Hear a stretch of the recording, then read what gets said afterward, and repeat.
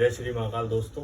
तो अपनी चौथी क्लास है ये, और मैंने आप लोगों को बता दिया था पिछली क्लास में डाउ थ्योरी आप लोगों को समझ में आई गई होगी, क्योंकि वो क्या है, मेन कॉन्सेप्ट है शेयर मार्केट का। डाउ थ्योरी जिसको समझ में आ गई तो वो अपना लॉस तो मार्केट में होने ही नहीं देगा, समझ रहे हो।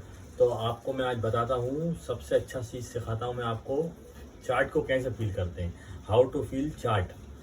ठीक है, तो चार्ट को सबसे पहले अपन को फील करने के लिए कैंडल स्टिक्स जरूरी है। कैंडल स्टिक को समझना सबसे ज़्यादा ज़रूरी है। तो क्योंकि चार्ट में बनती है कैंडल, कैंडल बताती है कि कहाँ पे किसी भी कंपनी कहाँ ग्रो कर रही है कि नहीं कर रही है। तो इसलिए मैं आपको आज सबसे पहले सिखाऊंगा पहली कैंडल क्या काम कर रही है, दूसरी कैंडल को कैसे एनालिसिस करते हैं, तीसरी कैंडल को कैसे एनालिसिस करते हैं, ये तीनों कैंडल मिलकर जो चार्ट बनाती है उसको अपन कैसे एनालिसिस करते हैं। पूरा गेम रहता है चार्ट का, कैंडल का, चार्ट में कैंडल का। तो ठीक है, सबसे पहले आपको मैं बता दूं कि जो कैंडल्स का काम रहता है उसमें सिर्फ अपन को बायर और सेलर का स्ट्रेंथ समझना पड़ता है। बायर और सेलर का स्ट्रेंथ चार्ट में कैंडल से। तो अगर आपने ये समझ लिया कि चार्ट में बायर से स्ट्रॉन्ग है या सेलर से स्ट्रॉन्ग है, तो आप समझ जाओगे कि चार्ट अपन को क्या समझाना चाह रहा है, और आप पूरे चार्ट को फील करना बहुत आराम से समझ।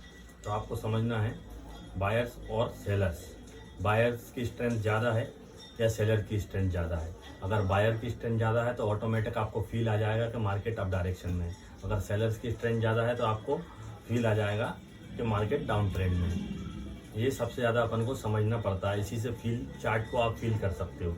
तो सबसे पहले ये सब मैंने आपको बता दिया, ये बेसिक है।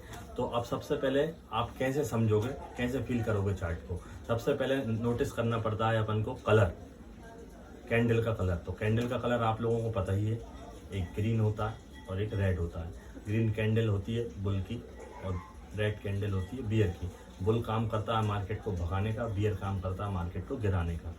पहला पॉइंट आप समझ गए। दूसरा पॉइंट मैं आपको समझाऊंगा कि जो भी अपनी कैंडल की साइज़ है ना, जो भी अपनी कैंडल की साइज़ है वही उसकी स्ट्रेंथ है। मतलब सीधा सा फॉर्मूला है कि जितनी बड़ी कैंडल है उसकी उतनी स्ट्रेंथ है। ठीक है, जितनी बड़ी कैंडल रहेगी उतनी स्ट्रॉन्ग रहेगी। और फिर मैं आपको बताता हूँ इसका कैसा है। आप जो कैंडल है उसकी साइज़, उसकी बॉडी को नोटिस करना है। जितना बड़ा साइज़ रहता है उतना ज़्यादा कैंडल स्ट्रॉन्ग रहती है। जैसे कि एग्जांपल में मैं आपको बताता हूँ, ये अपनी एक कैंडल है, ठीक है, ये है कैंडल अपनी ए, ठीक है, और एक ये कैंडल है अपनी, ये है कैंडल बी, ठीक है। तो ये कैंडल ए और ये कैंडल बी। अब इसमें से आप बताओ कौन सी कैंडल ज़्यादा स्ट्रॉन्ग है। अभी मैंने आपको जैसे कि बताया है, जितना बड़ा साइज़ रहता है उतनी ज़्यादा कैंडल स्ट्रॉन्ग रहती है। तो बी कैंडल अपनी सबसे ज़्यादा स्ट्रॉन्ग है, ठीक है। अब ये आप समझ गए। अब मैं आपको बताता हूँ तीसरा पॉइंट। इसमें तीसरा पॉइंट है बॉडी वर्सेस विक, जिसको अपन टेल भी बोल सकते हैं, शेडो भी बोल सकते हैं। जैसे एग्जांपल लो, जैसे ये भी कैंडल है तो इसको अपन, वैसे हम तो टेल बोलते हैं, आप इसको शेडो बोल सकते हो, आप इसको विक बोल सकते हो। तो पूरी कहानी यहाँ पे है। अब इसको आपको ये समझना है बॉडी और विक में कैसा क्या डिफरेंस रहता है, कैसे क्या काम करना है और कैसे ये सब काम करते हैं, ठीक है। अब आपको मैं एक एग्जाम्पल देता हूँ कि एक कैंडल जो है, जैसे कि दोनों कैंडल रेड बन रही हैं। पुरानी मैं आपको वीडियो में बता चुका हूँ कि कैंडल कहाँ ओपन होती है और कहाँ कैंडल क्लोज होती है।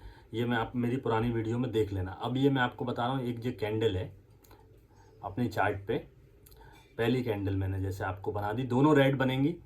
एक ये कैंडल हो गई अपनी और दूसरी कैंडल अपनी हो गई ये, ठीक है। अब ये दोनों लगभग सेम ही है, दोनों सेलर्स कैंडल हैं, ठीक है। अब इसमें से आपको बस ये बताना है मेरे को, मेरा आपसे ये क्वेश्चन है कि इसमें सेलर्स स्ट्रॉन्ग कौन सी कैंडल में है। एक कैंडल मैंने ऐसे कर दी, एक कैंडल मैंने ऐसे कर दी। ये मैं आपको एग्जाम्पल